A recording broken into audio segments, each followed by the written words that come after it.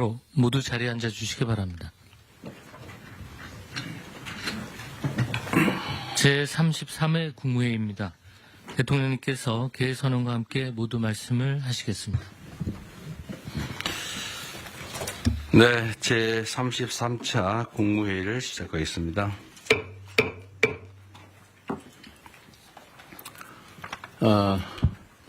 가만있어 보자. 제가 모두 말씀을 드리기 전에 이번에 전임 국무위원들은 다 바뀌었고 지금 임명되지 않은 국무위원 몇 분을 뺀 새로운 국무위원들이 다 오셨는데 전에 인사말 하지 않으신 다른 분들도 좀 하고 시작할까요? 네, 그렇게 합시다. 전에 인사하지 않으신 분들부터 여기서 가면서 할까요? 네, 제 기준으로 누구부터 할까요? 전에 안 하신 분. 해양수산부 장관님부터 그럼 해주시겠습니까? 그러세요, 그럼. 네. 반갑습니다. 해양수산부 장관 전재수입니다. 북극항로 시대를 맞이해서 북극항로 시대를 잘 준비하고 선도해서 한반도 남단 불경 지역에 새로운 수도권, 저희들은 앞으로 새로운 수도권, 서울 수도권을 해양 수도권이라고 부르게 될 텐데 새로운 또 하나의 수도권을 만들어서 성장 엔진 하나만 가지고 위태롭게 날고 있는 대한민국의 새로운 성장 엔진을 하나 더 장착해서 대한민국의 지속적이고 안정적인 성장이 가능할 수 있도록 열과성을 다해서 일하겠습니다. 고맙습니다.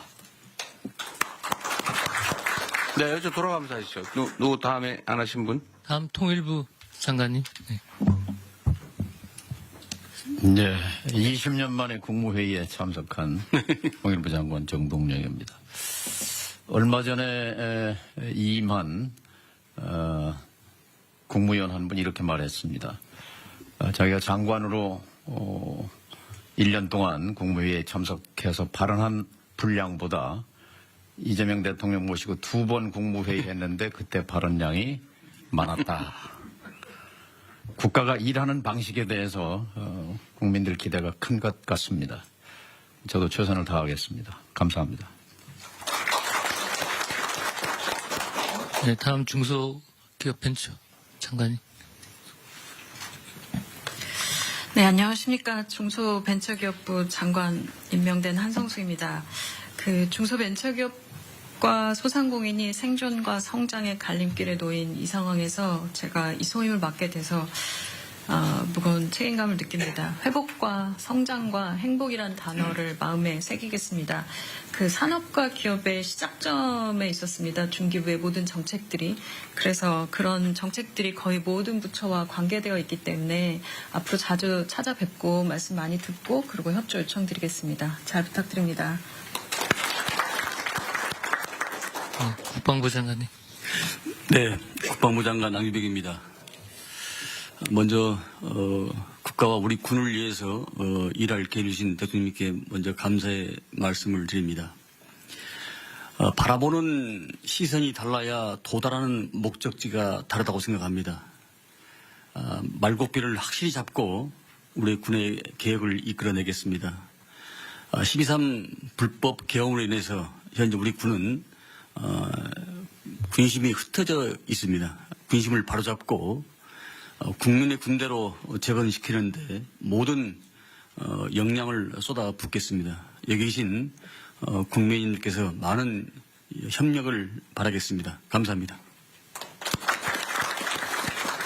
다 하신 건가요? 네. 네, 우리 장관님은 그 국방홍보원인가?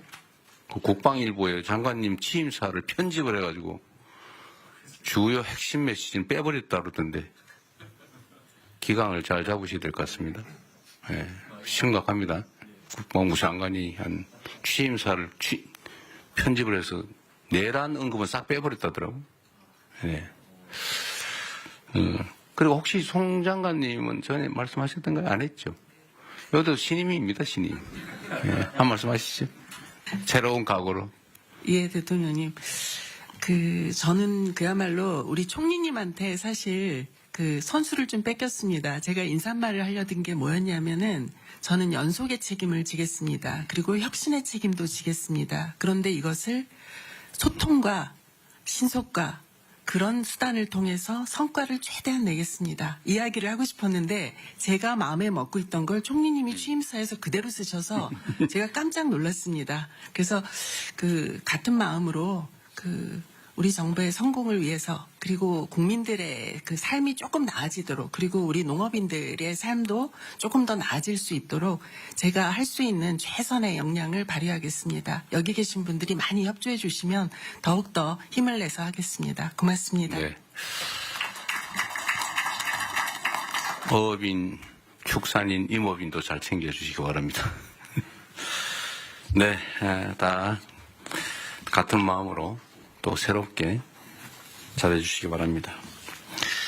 네, 지금 민생회복 소비 쿠폰이 지급돼서 시중에서 사용되고 있는데, 이게 일주일 만에 80% 국민들께서 수령을 하셨다고 합니다.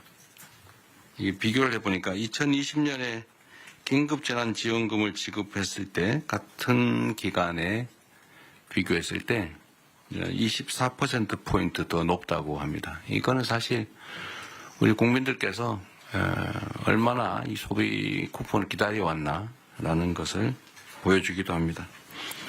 혹여라도 지급 대상에서 누락되는 일이 없도록 소외되는 분들이 없도록 잘 챙겨주시길 바랍니다. 지방정부의 역할이 매우 중요하다는 말씀도 드립니다. 그리고 우리가 이 과정에서 하나 좀 되새겨봐야 될 것이 언제나 행정을 하는 데 있어서는 공급자인 우리 또는 공무원들의 행정 편의 이런 위주로 생각하면 안 된다는 것입니다. 이게 모두가 행복하자고 하는 일이 누군가에게 엄청난 좌절감, 소외감, 상실감을 주기도 합니다.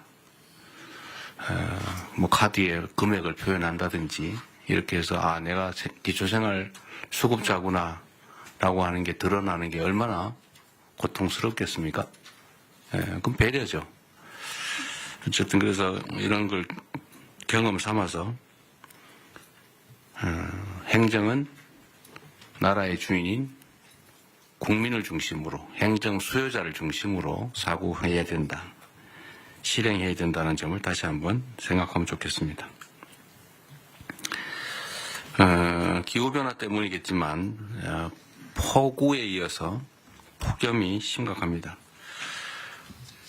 온열 환자가 지난해에 약 3배인 2,400명을 넘어섰다고 합니다. 폐사 가축수도 지난해 10배, 100만 마리를 넘어섰다고 합니다. 관련 부처에서 이게 국가적 비상사태다라는 각오를 가지고 가용 인력 예산, 역량을 총동원해서 피해를 최소화해 주시기 바랍니다. 취약계층 지원이나 특히 야외에서 일하는 노동자들에 대한 보호, 추가의 농가 피해 예방, 또 물가 안정을 위해서 최선을 다해 주시기를 다시 한번 당부드립니다. 그리고 제가 어제 보니까 포스코 ENC라는 회사에서 올해 들어서 5번째 산재 사망사고가 발생했다고 합니다. 5명이 올해 돌아가셨다 그 말입니다. 일하러 갔다가. 이게 있을 수 있는 일입니까? 살자고 돈 벌자고 간 직장이 전쟁터가 된 거 아닙니까? 어떻게 동일한 사업장에서 올해만 5명이 일하다 죽을 수 있습니까? 며칠 전에도 보니까 무슨 상수도 공사하는데 맨홀을 들어갔다가 또 2명인가가 질식 사망했다고 합니다. 그 이전에 며칠 전에 또 보니까 무슨 큰 통에 그걸 수리하러 들어갔다가 또 질식 사망했다고 해요. 뭔가 폐쇄된 공간에 일을 하러 들어가면 질식 사망하는 사고가 많다는 건 국민적 상식인데 어떻게 그걸 보호장구 없이 일을 하게 합니까? 사람이 누군가를 위해서 어떤 사업자를 위해서 일을 하다 죽는 것 그에 대한 감각이 없는 건지 사람 목숨으로 여기지 않고 무슨 작업 도구로 여기는 게 아닌가 그런 생각이 들 때가 있습니다. 나와 내 가족이 귀한 것처럼 일하는 그 노동자들도 누군가의 가장이고 누군가의 가족이고 누군가의 남편이고 누군가의 아내이고 그렇습니다. 똑같은 장소에서 똑같은 사고가 발생하는 것은 똑같은 방식으로 특히 사망하는 것은 충분히 예상할 수 있는 일인데 이 예상할 수 있는 일들을 방어하지 않고 사고가 나는 것은 결국 죽음을 용인하는 거죠. 아주 심하게 얘기하면 법률적 용어로 미필적 고의에 의한 살인 아닙니까? 죽어도 할 수 없다. 뭐 죽어도 어쩔 수 없지. 이런 생각을 한 결과가 아닌가 하는 생각이 들어서 정말로 참담합니다. SPC가 8시간 이상의 야간 장시간 노동을 없애기로 했다고 합니다. 늦었기는 하지만 다행인데 말씀을 하셨으니 꼭 지키기 바랍니다. 전에도 뭐 1,000억을 들여서 동일 사고 발생하지 않게 조치하겠다고 했는데 그걸 과연 했는지 제가 확인해 보라고 했지만 이번에는 신속하게 꼭 지켜주시기를 부탁드립니다. 그런 얘기가 있죠. 사람은 기계가 아니다. 노동자도 사람이죠. 12시간씩 밤에 그것도 주야 막교대로 이어서 뭐 일한다는 게 쉽지 않습니다. 어쨌든 이런 후진적인 산재를 영구적으로 추방해야 합니다. 연간 1,000명에 가까운 사람들이 일하다 죽는다고 하는 게 이게 있을 수 없는 일이죠. 대한민국이 명색이 10대 경제강국에 5대 군사강국, 문화강국이라고 불립니다. 그리고 세계 최고를 자랑하는 민주주의 국가죠. 일하다 죽는 일이 최소화될 수 있기를 바랍니다. 안전이라고 하는 것은 당연히 해야 될 의무지 이걸 비용으로 생각해서 아껴야 되겠다 이렇게 생각하면 안 되죠. 돈보다 생명이 귀중하다는 생각을 모든 사회 영역에서 우리 모두가 다시 한번 되새겨보면 좋겠습니다. 뭐 물론 이럴 때는 여러 가지 원인들이 있죠. 원청, 하청 관계. 공사 현장에 가보면 하청을 한 번만 하는 게 아니고 하청의 하청, 하청의 하청의 하청, 하청의 하청의 하청의 하청. 그래서 4번, 5번씩 하청이 되면서 원 도급 금액의 절반 정도로 실제 공사가 이루어지니까 안전시설이나 안전조치를 할 수가 없어요. 이거 법으로 금지된 건데 방치되어 있지 않습니까? 포스코 ENC 같은 데서 1년에 5명씩 이렇게 산재 사망사고가 나는 것도 아마 그런 거와 조금은 관련이 있지 않을까 그런 생각이 듭니다. 한번 가봐야 되지 않을까 싶은 생각이 들고요. 이 산재 사고, 특히 사망사고에 대해서는 좀 오늘은 우리 국무회의에 의제로 미리 제가 고지를 해드렸는데 이게 어느 한 부처만 노력해서 될 일이 아닙니다. 각 부처가 준비한 게 있으니까 공개적으로 요거는 한번 안건 논의 전에 토론을 한번 했으면 싶어요. 준비하신 게 있으니까 지금부터 시작을 하면 좋겠습니다. 어쨌든 이런 노력을 기반으로 올해가 산재 사망 근절 원년이 될 수 있으면 좋겠습니다. 좀 그래프가 사망이 계속 유지되거나 늘어나는데 꺾이는 그 원년이 되었으면 좋겠다는 생각을 가지고 오늘 토론을 한번 시작해 보도록 하겠습니다. 제가 진행을 할 테니까요. 준비된 게 있으시면 요거 토론부터 먼저 하도록 하겠습니다. 누가 준비하시죠? 고용노동부 장관님. 네. 네, 고용노동부 장관입니다. 요약해서 자료가 있으니까. 자료에 근거해서 네. 보고드리겠습니다. 네. 먼저 중대재해 현황입니다. 올해 1분기 사고 사망자 수는 137분입니다. 좀처럼 줄지 않고 있습니다. 유형을 보면은 떨어짐, 끼임, 부딪힘 등 후진국형 사고가 다발되고 있습니다. 최근 기후위기에 따라 온열 질환 더하기 질식 사고가 또 새롭게 나타나고 있습니다. 대통령께서도 말씀하셨던 상수도에서도 지금 질식 사고가 산소 결핍으로 인해서 발생된 것으로 추정됩니다. 원인 분석입니다. 먼저 가장 큰 원인으로는 대통령께서도 말씀하셨듯이 안전과 사람을 비용으로 여전히 인식하는 관행이 만연합니다. 왜 사람에 대한 지원은 비용이고 설비에 대한 지원은 투자인가? 이런 질문을 던져봅니다. SPC 이 사례에서 대통령께서 정확히 지적하셨듯이 저임금 장시간 노동이 재해자의 집중력을 저하시켰고 이러한 것들이 모여서 재해자의 불안정한 행동이 나타났다는 점에서 그동안 우리는 재해자의 불안정한 행동을 원인으로 지목해 오지 않았나. 우리 정부에서는 원인과 결과를 뒤바꾸지 않겠습니다. 또한 교체가 시급한 노후 장비, 특히 그날도 회전체 윤활유가 자동으로 분사되어야 함에도 불구하고 오랫동안 방치되었던 것을 재해자께서 수동으로 공급하다가 사망사고에 이르렀습니다. 왜 이러한 투자가 적게 이루어지지 않았나? 이것은 결국 지배구조와 연관이 있다고 생각됩니다. 권한과 책임에 분산되어 있었기 때문에 현상 사장은 어찌 보면 흔히 하는 말로 권한 없는 사장이 아니었나 하는 생각이 듭니다.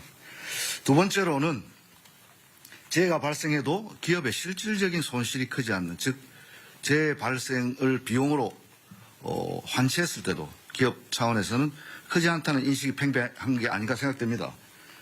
중대재해처벌법이 도입되어서 경각심은 제고되었지만 현장에서는 오히려 최고위 경영 책임자는 회피하려는 법률 컨설팅에 의존하고 실질적인 감소책이 나타나는 것은 줄어들지 않는 이유는 거기에 있지 않나 생각됩니다. 또한 이 중대재해처벌법 수사 판결이 상당 시간 소요되기 때문에 또 손방망이 처벌이라는 것도 있고 또 한편 기업에서는 불확실성이 길어짐으로써 불만도 있는 것도 사실입니다. 일각에서는 중대재해처벌법이 대형 로펌만 좋아졌다는 자주 섞인 이야기도 있습니다. 이런 차원에서 중대재해처벌법의 실효성 강화 방법 필요하다고 생각됩니다. 세 번째로 지시와 개통의 불확실성이 야기하는 기업의 경영 방식입니다. 개통은 단순화되어야 되고 지시는 정확해야 됩니다.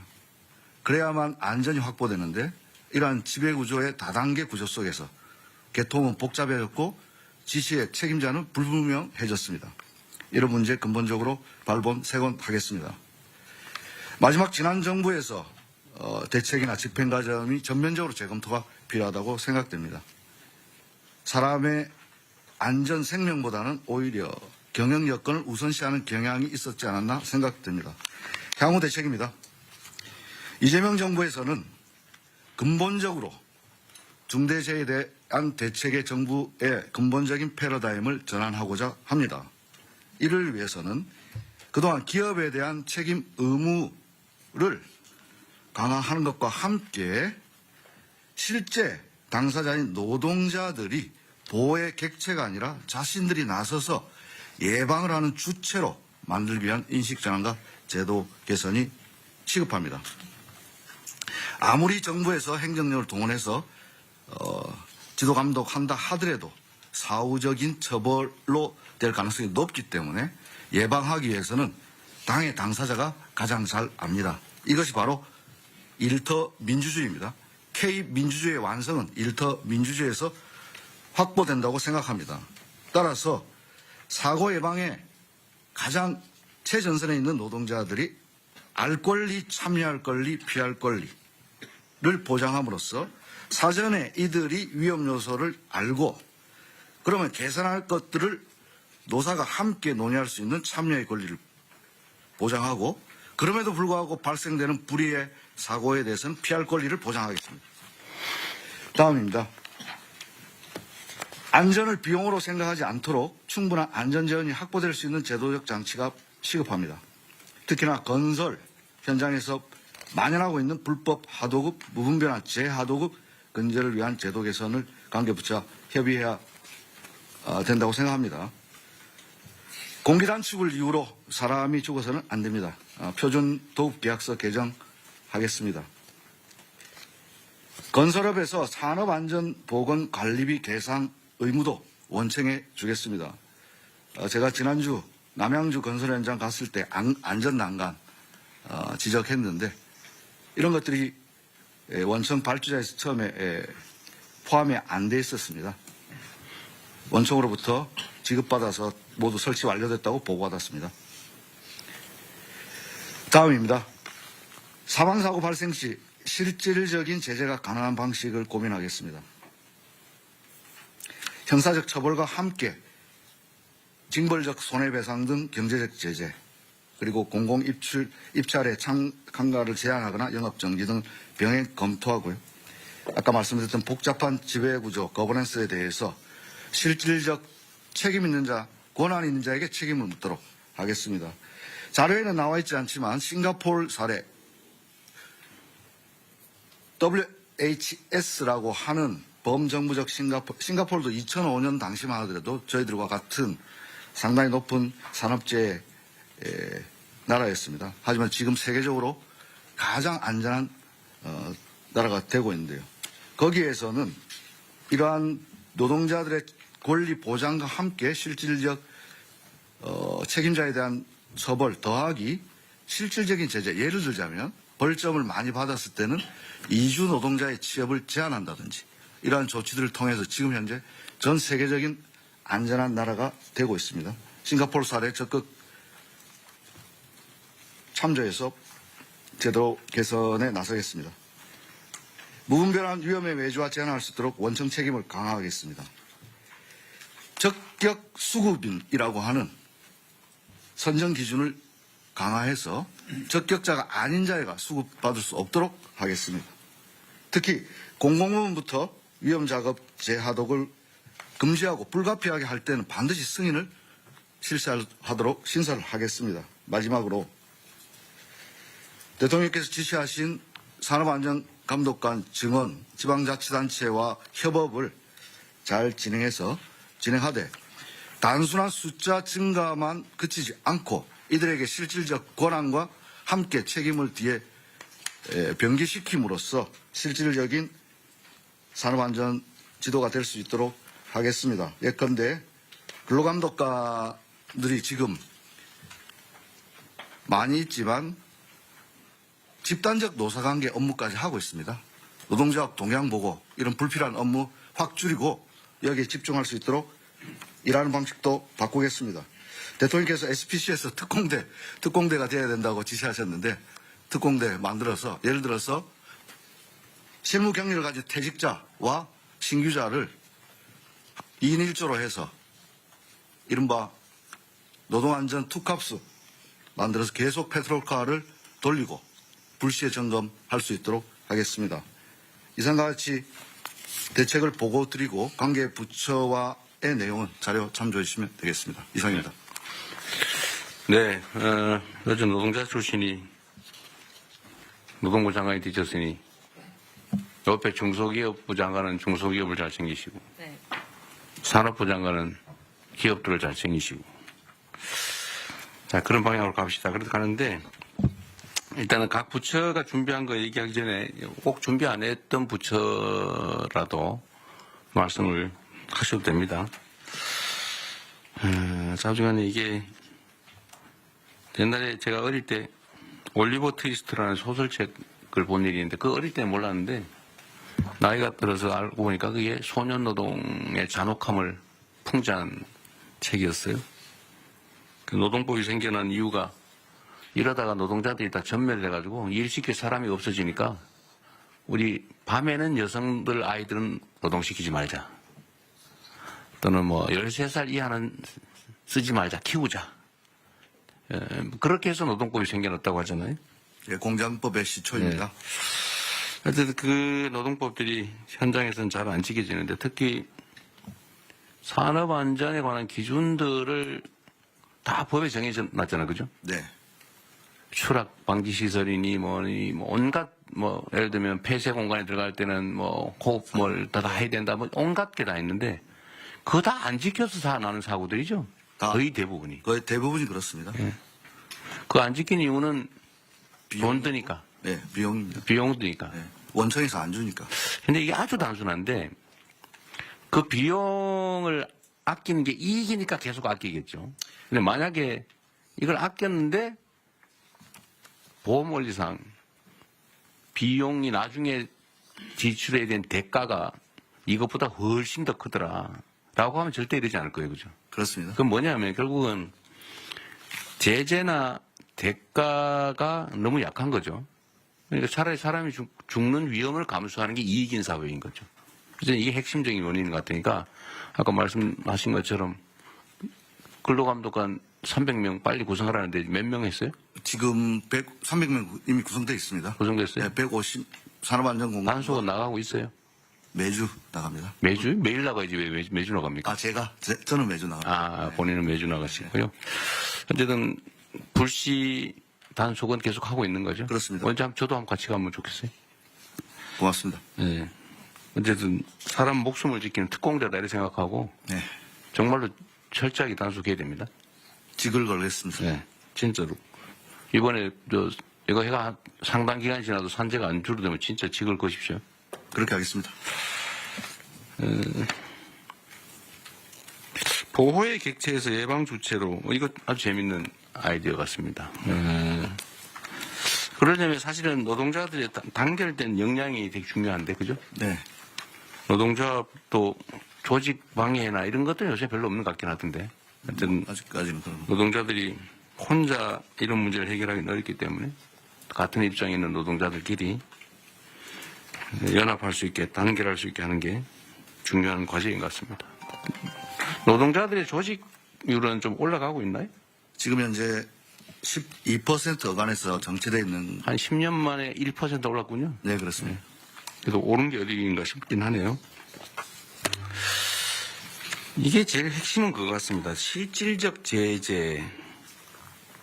그러니까 이게 안전조치를 안 하고 사고가 나면은 안전조치를 안 함으로써 생기는 이익 비용 절감보다 훨씬 더 큰 지출이 있다. 네. 라는 걸 확실하게 제도화하면 네. 사고 안 나게 미리 열심히 하겠죠. 네. 그래서 결국 그게 문명 국가일 것 같아요.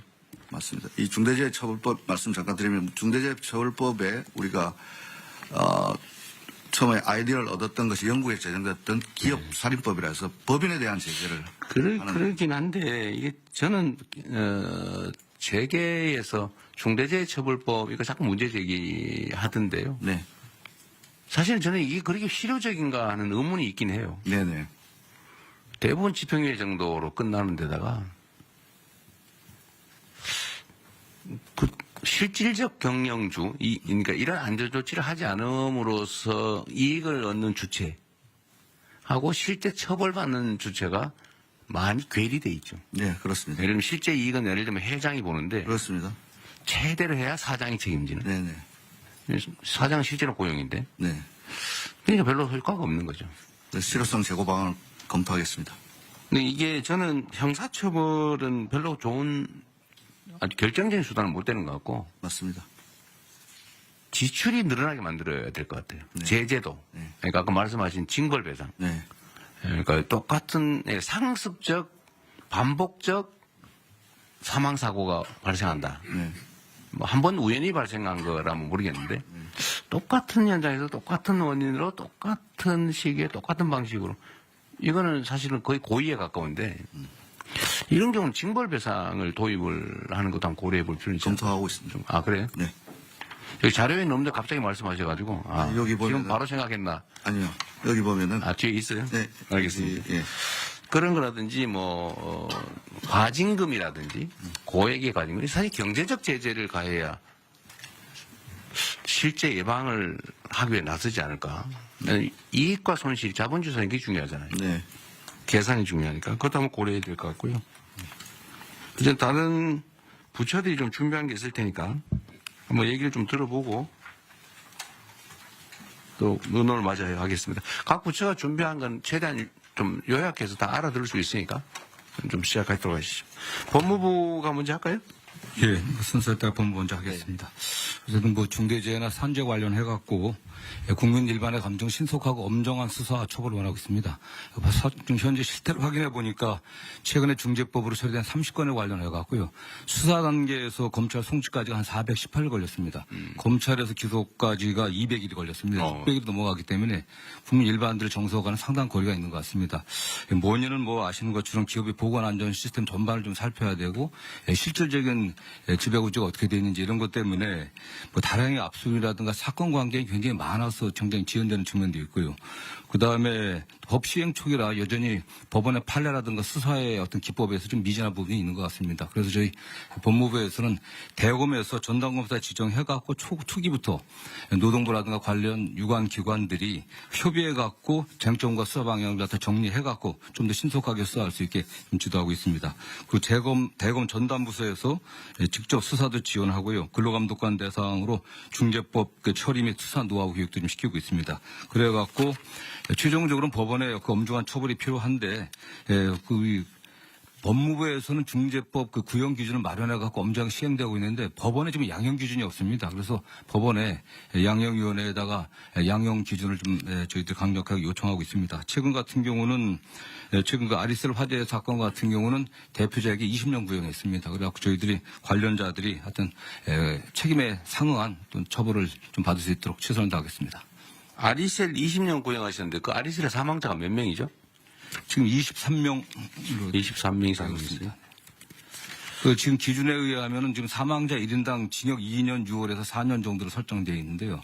또 이게 뭐 경합범 가중 이렇게 돼갖고 상한 전체 그 교통사고 처리보다 별로 세지 않네요. 예, 그렇습니다. 네. 아까 전담부서 말씀하셨는데 전담 검사 얘기를 하신 거예요. 부서는 아니고. 네. 예. 근데 이게 예를 들면 뭐 저 광양에서 사고 나고 저기 뭐 포천에서 사고 나고 뭐 이러면 전담이 별로 의미가 없는 것 같은데.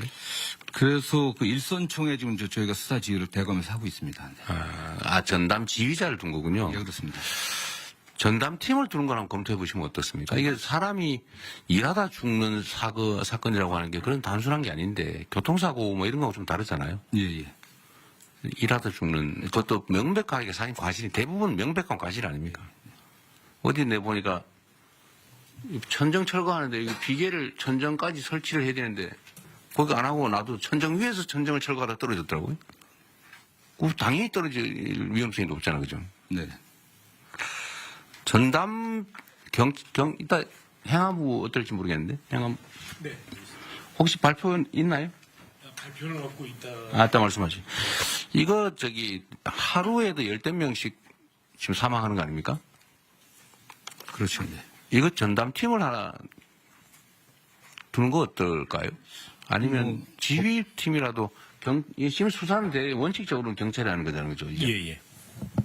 검찰은 이제 송치된 사건에 대한 처리인데, 물론 그전 요즘 지휘도 안 하죠. 지휘도 안 되고요. 다만 구속영장이나 뭐 압수 강제수사. 방향이라든가 차후 그 공소제기를 위해서 경찰은 인력이 좀 있는 편이니까. 네, 그렇습니다. 이따가 그 얘기 한번 해봐 주세요. 네. 이거 산재 사망 사고는 아예 전담 팀을 부서를 하나 두든지 해가지고 네, 네. 일률적으로 좀 모아서 하는 거. 이것도 사실 노하우가 필요하잖아요. 네, 산업안전부. 1차적으로 경찰이 그 수사를 해야. 이것도 약간 전문성이 필요한데 아까 이 발표에도 있던데 그죠? 네, 그렇습니다. 이게 지금 수사 노하우가 필요하다. 이거는 산업안전법 숙지를 해야 되는데 예, 예.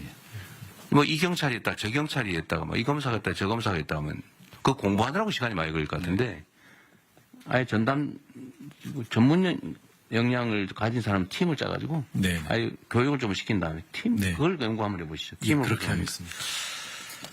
그다음에 법원의 양형 기준 요청을 하는 거는 이거 뭐 우리가 뭐 직접 얘기하기는 좀 어려운데 법무부가 좀 같이 협의를 한번 하시죠. 예, 그렇습니다. 네, 다음 산업부. 예, 산업부 보고 드리겠습니다. 산재 사망자 수의 제조업 분야에서가 30% 정도를 차지합니다. 세부 업종별로 보면 열처리나 주단저와 같은 뿌리 산업이 제일 많이 나타나고 있고요. 그 다음에 석유화학, 자동차 부품을 포함한 자동차 분야, 기계산업 순입니다. 저희 산업부는 고위험 업종을 중심으로 한 AI 등을 활용한 산재 예방 쪽에 주력을 하고 있습니다. 첫 번째, 산업 AI 기반 제조 안전 시스템 개발을 올해부터 29년까지 해서 고위험 업종 포함 10개 업종에 대한 안전 시스템을 개발을 하고 있습니다.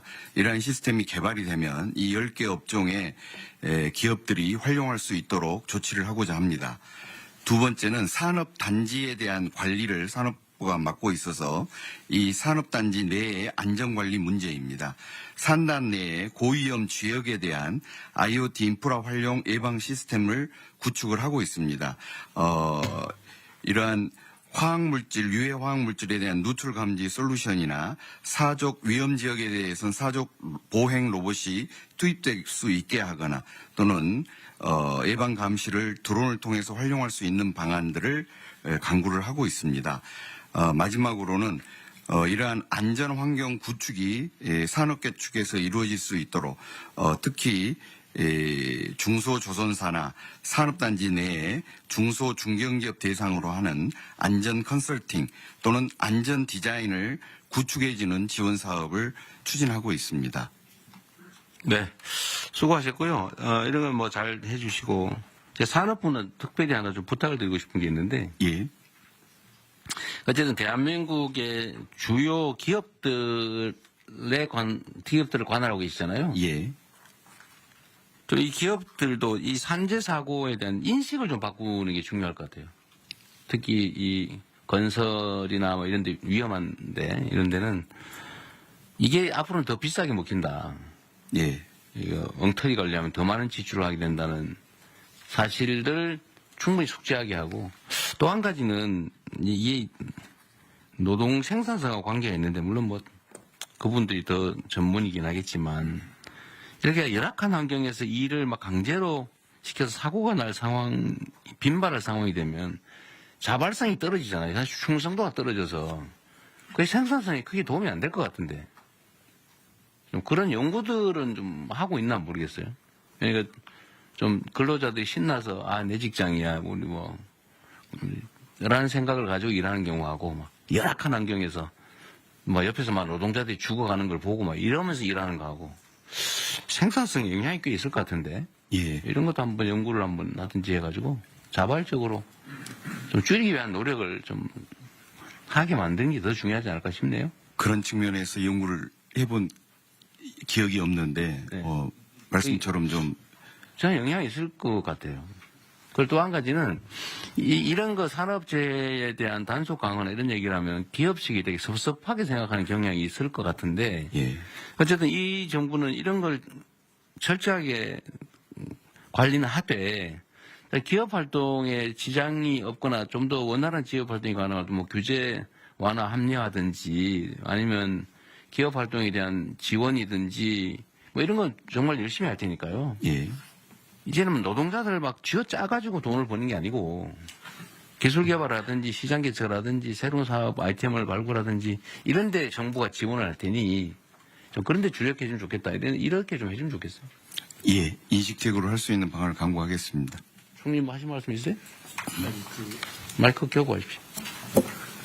안전사고가 동일 업종 내에서 안전사고가 많이 나는 업장과 그렇지 않은 업장의 혹시 생산성이 어떠한가를 비교하면 체크가 금방 가능할 것 같으니까 연구소, 국제연구소하고 같이 좀 바로 그리 조치하겠습니다. 대통령님 금방 말씀 주신 것과 관련해서 국제연구에서는 약 2점에서 2.4배 정도 오히려 노동 생산성이 올라간다는 비교가 있으니까 뭐가요? 어떻게 하면? 안전에 대한 투자가 갔을 때 노동 생산성이 올라간다. 이미 그런 자료가 있어요. 있습니다. 네. 근데 괜히 쓸데없는 소리 했네. 네.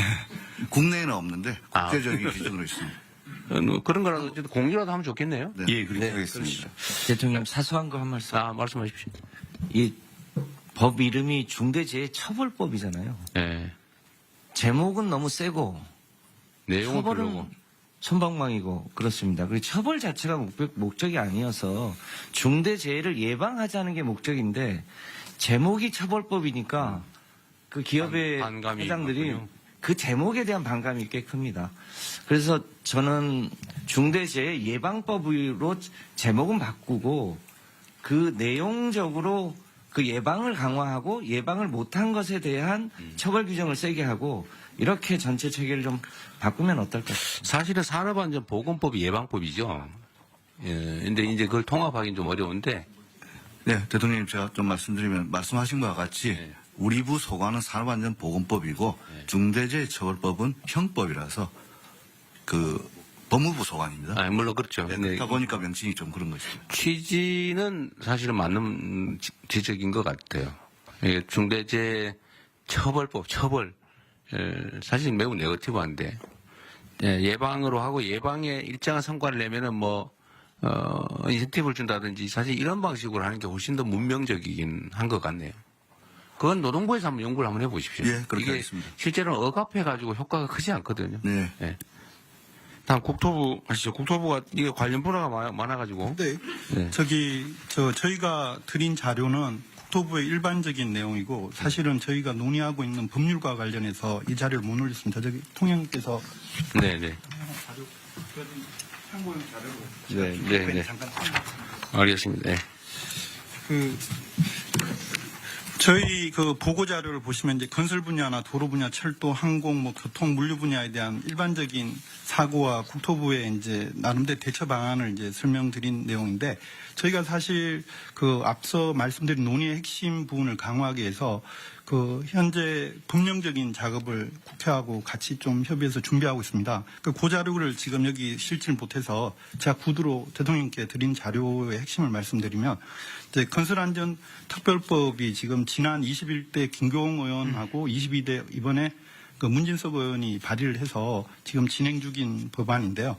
이게 핵심이 이제 건설산업 구조를 보게 되면 발주청이 이제 원청이 이제 말씀하신 대로 시공사를 이제 중심으로 해서 도급 비용이 그동안 이제 가산이 됐습니다. 그러다 보니까 이게 설계하고 감리에 대한 책임이 굉장히 약했습니다. 그래서 건설안전특별법의 1차 부분은 이제 그 발주청인 원청에 대한 이제 책임, 그 처벌 부분과 관련해서 이 시공에 대한 이제 공사비 책정에 이제 공기 적정성을 원래 보장을 하지만 설계 쪽하고 감리 쪽에도 그와 관련된 이제 적정성을 보장을 하는 것을 하고 그리고 이제 더 중요한 건 이제 이런 이제 앞서 말했던 그 실제로 사람을 처벌하는 부분에 대한 부분들이 건설회사 같은 경우는 대리로 예를 들어 처벌받는 경우라든지 여러 가지 문제가 있어서 실효성의 문제가 있어서 비용적인 거로 이제 저희가 생각하고 있는 거는 법안에 나오지만 매출액 대비 지금 3% 정도의 이제 그 과징금을 이제 일종의 그 하는 방안을 생각하고 있습니다. 그래서 이게 그렇게 될 경우 지금 이제 보통은 영업이익 대비 한 3에서 4% 수준인데 매출액 대비 3%가 나오고 지금 건설업계에서 굉장히 거기 반발하는 경향이 있지만 그 만약에 실효성은 굉장히 강하게 작동할 수 있다고 저희는 보고 있고요. 그리고 이게 특히 이제 발주청 이후에 그 원청인 시공사도 그 안전 규정에 대한 강화를 해서 앞서 말했던 안전과 관련된 펜스라든지 이런 거를 설치를 하지 않아서 하도급이 이제 회사가 두 번째, 세 번째 하도급이 사고 나더라도 그 부분에 대해서 그 이제 시공사에 대한 책임을 묻는 식으로 법적인 거를 전부 다 처리를 하려고 하고 있습니다. 근데 이렇게 했을 때 제일 이제 문제가 될 수 있는 건 이제 발주청의 비용 부담 문제가 발주청이라면 저희 공공 분야 이렇게도 대표되겠는데 공공이 예를 들어서 이 비용을 확보하는 게 저희 국가재정법에 따라서 기재부하고 또 협의해서 확보되는 그런 측면이 있어서 사실은 공공 분야에서 어떤 발주에서 예산 부분에 대한 일정 조정이 또 있어야 되고 나머지 이제 민간에서도 그에 대한 이제 그 인식이나 의식이 이제 마지막 사업까지도 다 책임진다는 그런 거로 전환돼야 되지 않을까. 그 장점은 가장 큰 부분은 우리나라 건설 산업의 후진성에서 전환될 수 있는 계기가 된다고 보고 있습니다. 즉 무슨 말이냐면 이게 산업이 이제 안전을 강조하지만 선진화가 될 수 있는 부분이 우리나라 건설 산업 최대 약점이 이제 그 감리나 설계 부분이 이제 창의적이거나 아니면 안전성을 답보해내지 못하는 부분인데 이 부분을 제 생각으로는 만약에 이런 안전 규정을 하면 부수적 효과로 건설 그 산업에 있어서 설계나 감리 쪽에 강화 효과가 나타나면 그쪽이 제대로 임금을 받게 된다고 보고 있습니다. 네, 어쨌든 이런 새로운 안도 좋고, 그러니까 건설 안전에 관한 법을 새롭게 만들어서 제재와 책임을 강화하자 그 말이잖아요. 네. 그것도 중요하고 여기 준비된 내용을 보면 여하튼 건설 분야의 추락 사고가 지금 제일 많지 않습니까?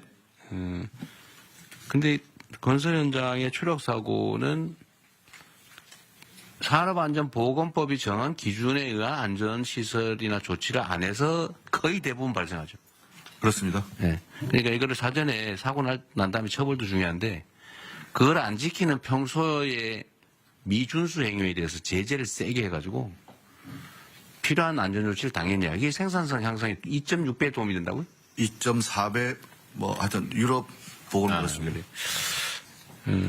어쨌든 그 추락사고 예방 대책을 철저하게 준수하는 거하고 지하 안전 강화 이것도 있네요. 국토부 활동이 많아요. 네, 제가 그 부분 또 그러면 짧게 보고. 아니, 됐습니다. 네. 자, 지하 안전 강화도 해야 되는데 이것도 역시 지하에 관해서 상세한 규정들을 이미 만들어 놨는데 하여튼 안 지켜서 생기는 경우가 많죠. 대부분 다 그렇습니다. 대부분 다 그렇죠. 건설 현장도 그렇고 지금 뭐 우리 차관님이 준비하신 것도 있고 폭염 때 지금 사고도 사망도 꽤 많죠. 이 폭염에 대한 안전 조치도 다 규정이 있죠. 몇 분 동안 더 쉬어라, 몇 도 이상 되면은 일하지 말아라. 네, 요번에 33도 이상 되면은 2시간 내에 20분씩. 네, 근데 다 그거 안 지켜서 대부분 다 그러죠. 철도 사고, 항공 분야는 흔하지는 않지만 어쨌든 이것도 되게 시설이나 아니면 뭐 과실 이런 경우가 많죠. 건축 분야, 교통 분야들, 물류. 어쨌든 국토부는 관할 영역이 상당히 많은 것 같고요. 거기에 관련 규정을 잘 지키는 게 중요할 것 같습니다. 자, 다음에 금융위, 이거는 재밌는 안이 꽤 있어요. 금융위 한번 얘기해 보시죠. 예, 금융위 보도드리겠습니다. 그 중대재해를 예방하는 데 있어서 경제적 불이익을 높이는 것이 중요하고 금융 쪽에서는 결국 시장의 힘에 의해서 그 불이익을 높여나가는 방향으로 저희들이 대책을 추진을 하려고 하고 있습니다.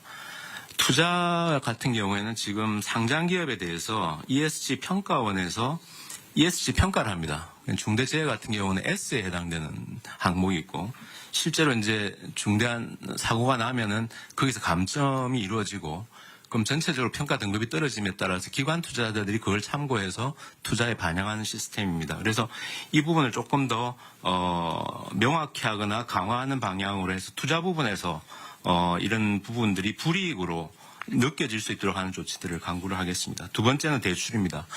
현재 대출도 각 그 은행의 내규상 여신 업무 기준에서 보면 사회 책임 경영 항목에서 기업의 평판 요소를 고려해서 평가하도록 되어 있습니다. 그래서 실제로 이런 일들이 일어나고 그것이 사회적으로 이슈가 되는 경우에는 대출 제한하는 것까지도 내규에 하고 있습니다. 할 수 있도록 되어 있습니다. 실제로 케이스를 한번 보고 이게 어떻게 작동되고 있는지를 한번 전반적으로 점검을 하고 특히 중대재해 부분에 있어가지고는 이런 비재무모형 평가할 때 조금 더 강화하는 방법들을 강구를 하겠습니다.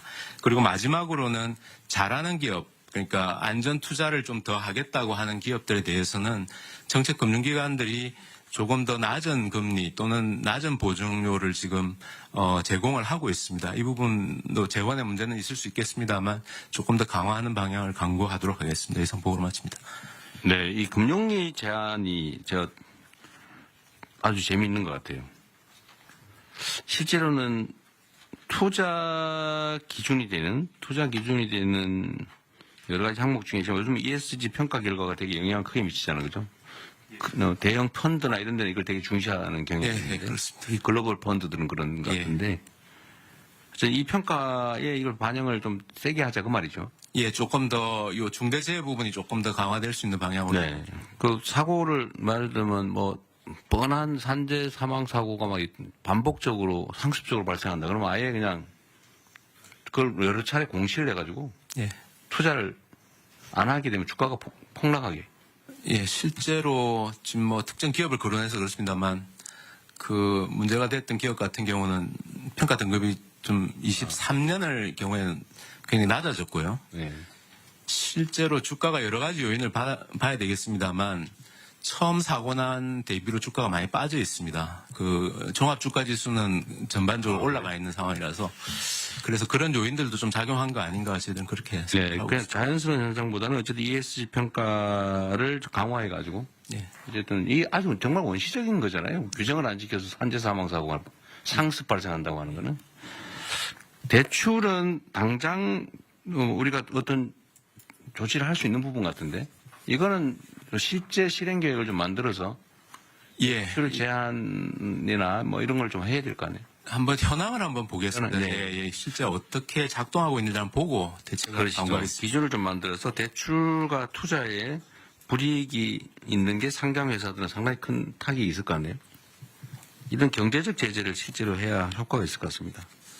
처벌도 뭐 효과가 없지는 않은데. 예. 저 네. 대통령님 행안부 요 마저 하고 할게요. 네. 자, 공정위하고 조달청이 있으니까 조달청도 있고 요거 먼저 하고 이제 다른 부처들 의견도 마저 듣겠습니다. 네. 자, 공정위 준비한 거 요약해서 간단하게 하시죠. 예, 공정거래위원회입니다.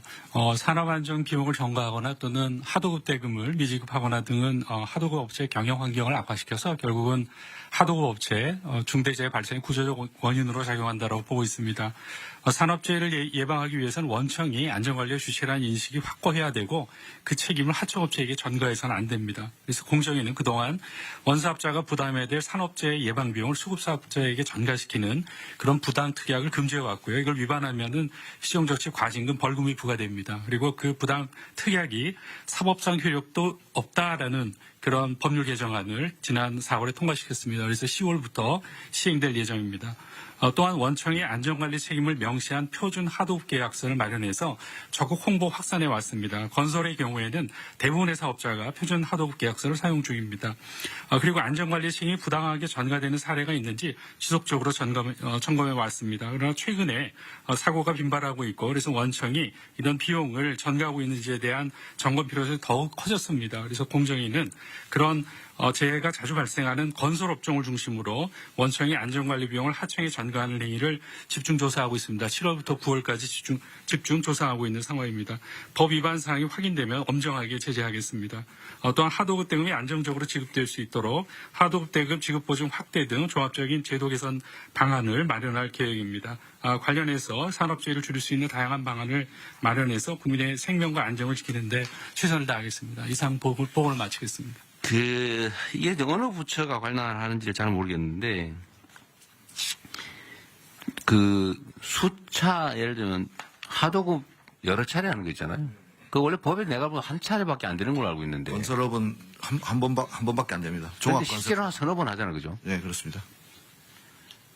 근데 이거에 대한 제재가 좀 부실해서 그런지, 법으로 금지를 해도 없어지질 않아요. 아주 고질적인 문제입니다. 그리고 그것 때문에 임금체불 발생하고. 똑같은 구조입니다. 임금체불과 산재는. 이거는 공정위에서 좀 단속을 이런 거 공정위 단속 사안인가요? 그건 아니죠. 법이 공정거래위원회 하도급법에 있는 것으로 되어 있지 않습니다. 그래서 저희가 국토부. 국토부 소관이 불복 하도급 하는 거? 건설업에서는 국토부입니다. 국토부. 예. 불법 하도급 현장 관련은 저희가 관리하고 있는 걸로 알고 있습니다. 아, 그래요? 하여튼 이거, 우리가 법으로 정했으면 지키고, 못 지킬 것 같으면 그 법을 없애야지. 네. 애매모호하게 어영부영 지키는 사람은 손해, 안 지키는 사람은 이익. 이게 이 비정상 사회의 대표 케이스 아닙니까? 법을 잘 지키면 손해보고, 안 지키면 이익 보고, 지키기 어렵거나, 그러면 차라리 법을 없애야지. 만들어 놓고 안 지키는 건 진짜 문제거든요. 네. 어쨌든 요거는 노동부가 국토부와 협조를 하든지 국토부한테 가서 빌든지 아니면 뭐 술을 사드리든지 뭔 술을 써서라도 하여튼 강력하게 단속하게 하십시오. 그렇게 하겠습니다. 네, 어쨌든 노동부가 주무 부처니까. 알겠습니다. 네. 하여튼 이 건설 하도급 문제는 이제 따로 한번 얘기를 한번 해야 돼요. 정말 고질적이죠. 네, 고질적이죠. 네, 이건 산업재해하고 나중에 보호드릴 그 체불임금하고도 네. 같은 구조입니다. 톡하면 체급을 발생하는 게 하도급 때문에, 순차 하도급 때문에. 그렇습니다. 네, 그 공정거래위도 어쨌든 이런 구조적인 문제, 특약의 문제, 약관 문제 이런 거는 하되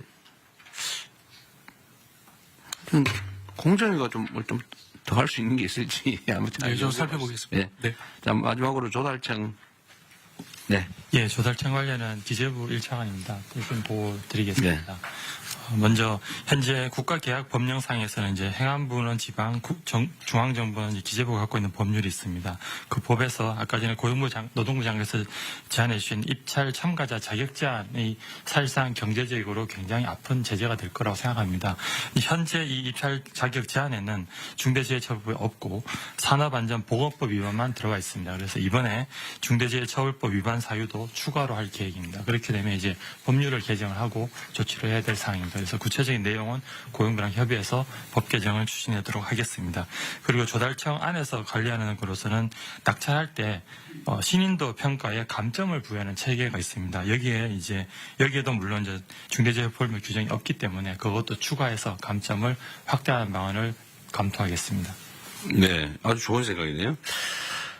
요 현행 법령의 중대재해처벌법 위반 사유를 입찰 제한 사유로 추가하겠다는데 이렇게 하면 안 될 것 같고요. 예. 중대재해 발생 자체를 사유로 해야지 처벌법 위반으로 하면 이게 몇 년 간대잖아요. 예, 이 법률 위반이 확정되기는 너무 오래 걸리니까 표현의 오류인지는 혹시 모르겠는데 중대재해 사망 사고가 발생하면 제한하는 거죠. 예, 제가 말씀을 그렇게 드리는데 실제 현재 계약법에도 보면 산업안전보건법에 따른 규정을 위반하여 뭐뭐 등에 따른 사망을 위해를 가한 자를 제한하게 돼 있어요? 예, 돼 있습니다. 다만 이 경우에 말씀하신 것처럼 이 산업안전보건법 위반인지 결국 중대재해법을 넣더라도 중처법 위반인지를 누군가는 확정을 해야 되는데 그 확정 기간이 현재 노동부로 알고 있습니다. 그래서 네, 그래서 그러면 형사 판결이나 이게 전에 이거 중대재해다 이렇게 먼저 판정을 해요? 법의 정의에 중대재해라 함은 그러니까 네, 1인 이상 사망. 그거를 누군가가 이거 중대재해다 이렇게 해줘야 된다. 고용노동부가 이거는 중대재해가 발생했다 이렇게 규정합니다. 아 그래요? 네. 그 수사 전에 처벌 여부는 이제 법원 수사나 기소 단계에서 되는 거고. 네. 그러면 노동부에서 이거 중대재해다라고 일종의 하면 그 네. 기업은 여기서 제한이 됩니다. 작업장에 사람이 사망하면 일단 빨리빨리 해줘야 될 거 아니에요? 그렇습니다. 바로바로 하는 시스템은 있어요? 네, 중대재해 발생되면 중대재해는 바로 직보. 근데 제재 정도가 입찰 제한의 현재 제재 정도와 앞으로 계획은 어느 정도예요? 현재 법에서 2년으로 하고 그거를 대통령으로 위임을 해놨습니다. 그런데 사고에 따라 대통령은 1년 반, 2년으로 이제 중대성에 따라서 규정을 하고 있습니다. 입찰 제한을 한 번 사고 나면 얼마, 두 번째 사고 나면 몇 년, 세 번째 사고 나면 이런 식으로 하는 그런 방법도 검토를 해보고 중복하면 더 제재를 강화하는 거죠. 예, 현재는 사망자 수에 따라서 사망자 수 조금 그 부분도 반복성에 따라서 좀 추가하는 걸 검토하시죠. 예. 네네. 그런데 이게 조달 사업은 지금 조달 사업이라고 하면 그러면 공사, 물품 구매, 예, 용역 다. 예, 그런 게 다 포함하고 있습니다. 네, 이거 관리를 좀 잘하면. 그런데 이렇게 하면 이거 제대로 하면 사실 건설회사 상당 부분은 입찰 제한이 됐었을 것 같은데 실제로 좀 된 데 있어요?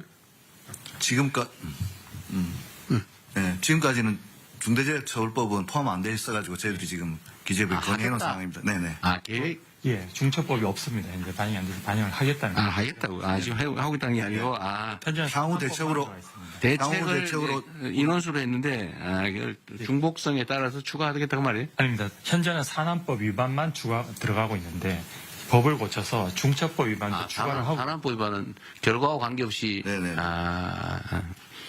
그렇죠. 그러면 사망사고가 발생을 하면. 네. 그렇죠. 그 기준을 만들어서 산업안전보건법 위반을 지금 사유로 했는데. 예, 현재는 있고요. 근데 지금 결과를 가지고 판단하자. 중처법 위반 사유도 추가하겠다는 거예요. 좀 세게 하십시오. 예, 법대정 네, 몇 번 막 걸리면 아예 그냥 정부 공사를 못하게.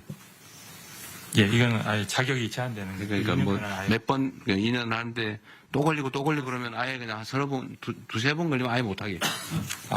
예, 그것도 같이 검토하겠습니다. 아니, 제가 왜 이 얘기를 하냐면, 지금 여기 발표가 이 마지막이라 없는데, 원래 그 규정을 위반하면 인허가를 취소, 정지시키는 경우가 가끔 있잖아요. 네. 내가 알기로는 무슨 수도 요금 안 내고 뭐 이러면 건축허가 안 해주고 이런 게 있는데, 그런 거 있잖아요. 네. 우리 이거 누가 담당하지? 그런 제도가 있는데, 우리 법제처 잘 모르세요?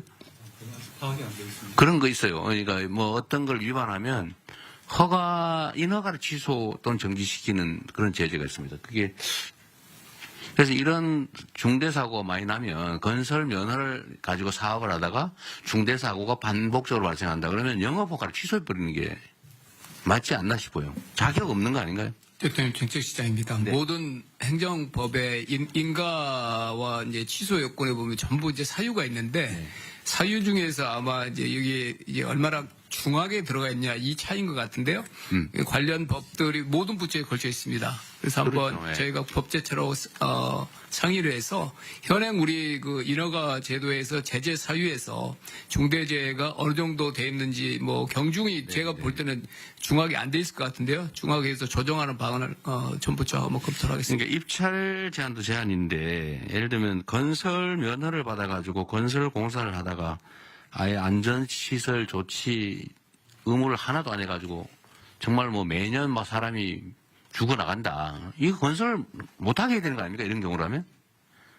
그럼 이런 경우에는 인허가를 아예 일정 정도는 정지, 일정 정도 반복되면 취소, 건설 면허를 취소한다든지 건설 면허를 그걸 한번 도입을 해보는 것도 어떨까요? 일단 현황 파악을 하겠습니다. 네네. 그래서 제재를 계약을 못하는 정도를 넘어서 더 심하면 아예 인허가 면허를 통째로 취소 정지시키는 것도 검토하시죠. 네, 검토하겠습니다. 네. 네네 말씀해 주십시오. 이게 입찰 제한이라든가 하게 되면요. 거의 100% 다 효력 집행정지 가처분 신청하고 법원을 또 많이 받아집니다. 그리고 실제로 많은 조달청에서 입찰 제한을 하게 되면은 대기업 같은 경우는 로펌 선임해갖고 효력 집행정지 가처분 받으도록 그냥 해버리거든 경우가 많습니다. 그래도 결국은 결론이 나면 판결이 나면 그때부터 정지될 거 아니에요. 예, 근데 그게 뭐 다른 어떤 수단이 있어서 그런지 뭐 계속 또 안 할 수는 없겠죠. 왜냐 그것도 비용이니까. 다른 어떤 제재들 뭐 점수를 줄이든지 해서 네. 거의 다 그 효력 집행정지 가처분이 받아지니까 이게. 그것도 감안해서 검토를 하면 하죠. 어쨌든 뭐 제재를 당하는 입장은 그걸 포기할 수는 없을 테니까. 네. 그리고 다른 부처들 의견 있으면 말씀을 좀 하시죠. 누가 할까요? 네, 행안부. 네, 행안부 말씀드리겠습니다. 대통령님 아까 말씀 주신 것처럼 경찰청에서도 산재 전담 수사 인력을 확보해서 이 산재 관련 수사에 차질이 없도록 하겠다는 말씀드리고요.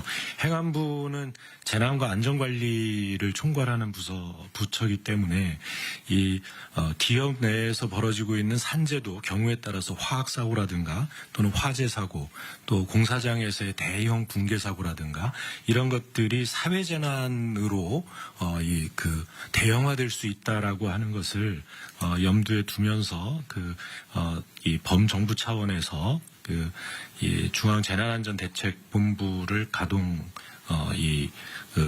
할 수 있는 그런 준비를 하고 있습니다. 그래서 노동안전 종합대책에게도 참여를 하고 있는데요.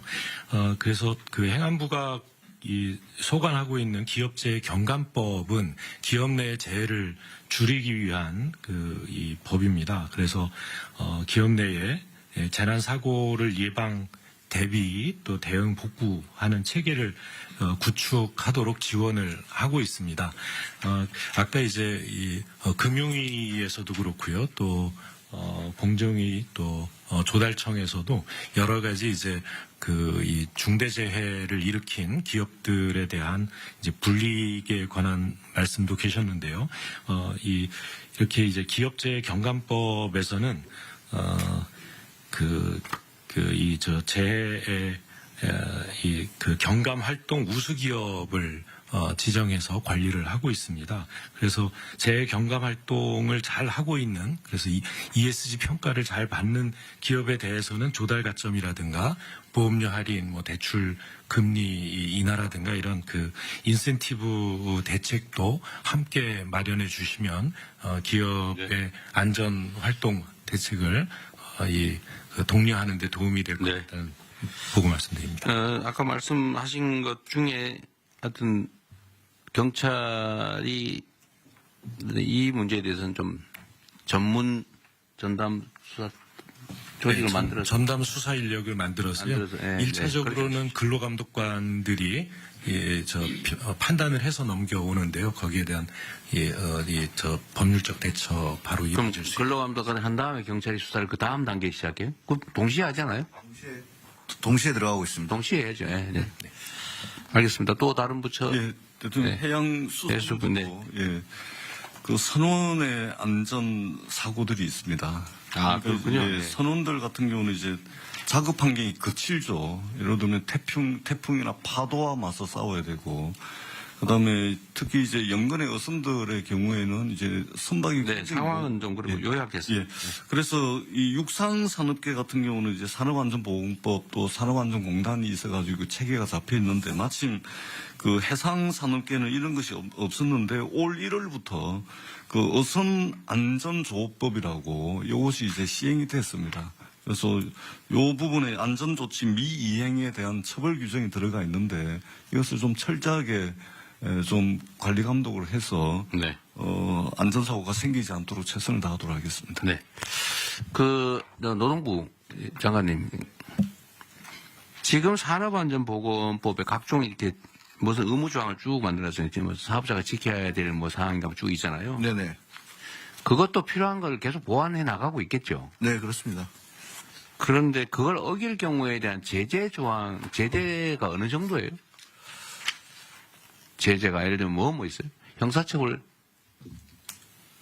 산업안전조치 의무를 평소에 안 했다. 예를 들면 어디 건설 현장에 갔더니 추락 방지 시설을 하게 됐는데 안 하고 일 시키고 있더라. 라고 하면 제재가 어느 정도입니까?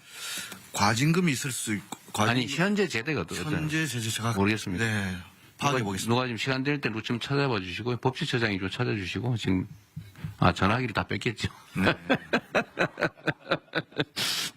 나중에 그러면 한번 확인해 보겠습니다. 산업법에 위반했을 때 어느 정도 제재가 어느 정도냐. 보고 누가 좀 나가서 확인 좀 해봐 주세요.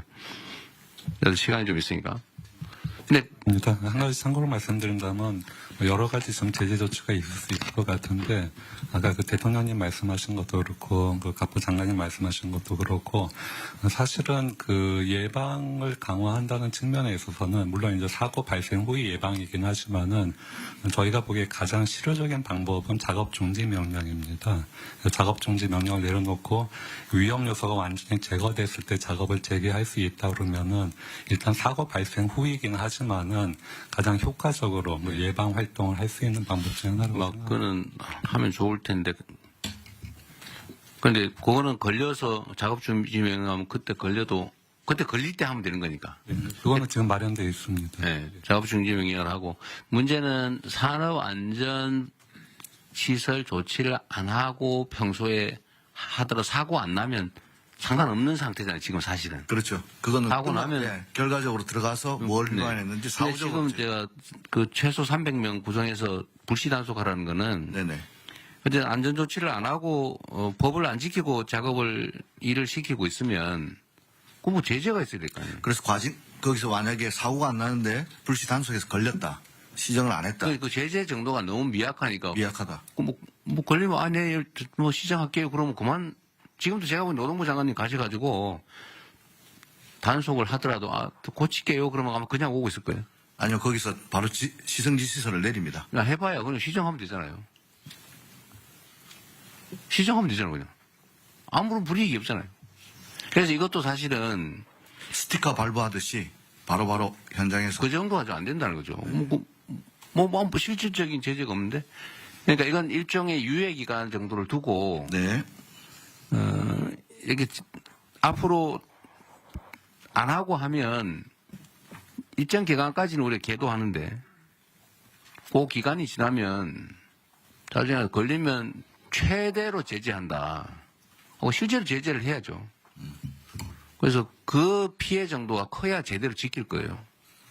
그러니까 지금 지키는 사람은 이익, 손해, 안 지키는 사람은 이익 이렇게 되잖아요. 그러니까 그 제재 정도 지금 누가 확인해 놨나요? 확인 좀 해달라니까 아무도 안 나갔어요? 네. 그래서 법전도는 앞으로 좀 갖다 놓도록 하십시오. 나 좀 찾아보기. 그러니까 이게 안전조치를 안 하고 일을 하다가 문제가 되면 엄청난 과징금을 받든지 아니면 형사처벌을 받든지 제가 보면 벌금을 받든지 형사처벌을 별로 안 두려워할 것 같아요. 뭐 기껏해야 내가 보기에는 뭐 대통령님 그 안전조치 산업안전보호법 네. 안전조치 벌칙 조항은 근로자 사망 시 7년 이하의 징역 또는 1억 원 이하의 벌금입니다. 안전조치를 안 한 사실 자체에 대한 제재 조항은 없어요.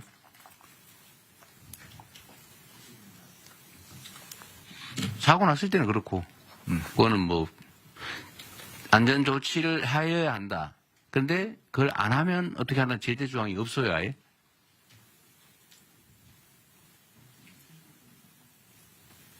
그러니까 이게 사실 우리의 문제죠.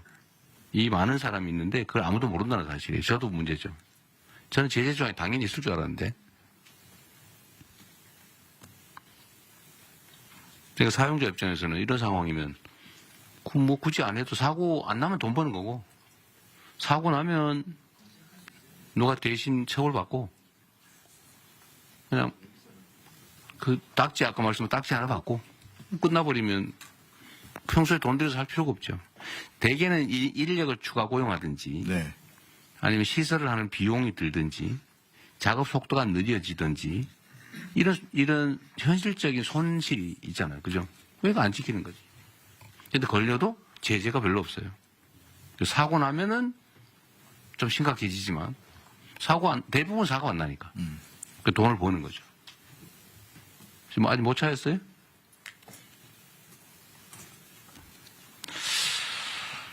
그러면은 좀 찾아보기로 하고 그것도 노동부 장관께서 안전조치를 평소에 안 하는 것에 대한 제재를 어떻게 할 것인지 얼마나 강화할 건지 그 형사처벌은 별로 의미가 없을 것 같아요. 그걸 가지고 징역 살 수도 없고 사고도 안 나는데 결국은 과징금을 하든지 벌금을 고액을 하든지 경제적 제재 방법을 제재를 그거로 인해서 얻을 수 있는 경제적 이익의 몇 배를 물리는 뭐 이런 게 있을 것 같아요. 네. 그걸 연구해 봅시다. 알겠습니다. 네, 그건 확인되는 대로 알려주세요, 누가. 네. 네, 누가 말씀하십시오. 네. 공개적으로 말씀하십시오. 네.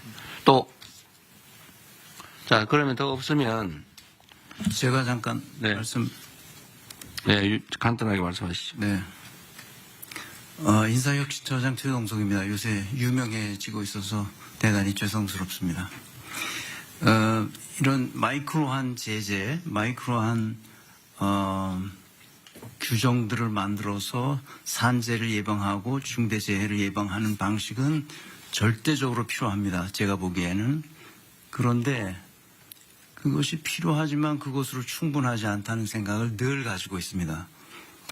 뭘 해야 되냐 하면 인간의 존엄성은 건드릴 수 없다는 이 철학적 배경이 없이는 이 규정만 가지고는 이 문제를 근본적으로 해결할 수 없다는 생각입니다. 왜 그러냐 하면. 네, 그건 충분히 이해하겠고요. 네. 좀 결론만 요지를 말씀해 보시죠. 네, 그 필요성은 누구나 공감할 테니까요. 그러니까 정신과 육체를 건드릴 수 없도록 하는 교육이 필요하다는 겁니다. 그러니까 행정 공무원들에 대한 교육도 필요하고 실제로 우리 학교 교육도 그런 식으로 해야 되는데 서로 서열화하고 계급화하고 차별하고 경쟁시키는 사회 속에서 이런 규정만으로는 이 문제를 해결할 수 없다는 점을 강조 말씀드리고자 합니다. 네. 또 마지막으로 네. 중기부입니다. 지금 말씀 주신 거 보고요. 저희가 준비했던 건 3가지인데 상습적 중기부가 준비한 게 있었어요? 자료가 없나요? 아니요. 저희 또 말씀하십시오. 얘기를 해서, 네. 반복 발생 사업장에 대해서는 중기부가 지원 사업을 많이 하고 있어서 여기에 대해서는 정책자금 제한을 할 수 있다고 생각은 되는데 그 업체에 대한 기준과 내용을 좀 정해 주셔야 할 거라는 생각은 듭니다. 이게 그 정책 담당자들마다 모두 다른 기준을 가져갈 수는 없으니까요. 그래서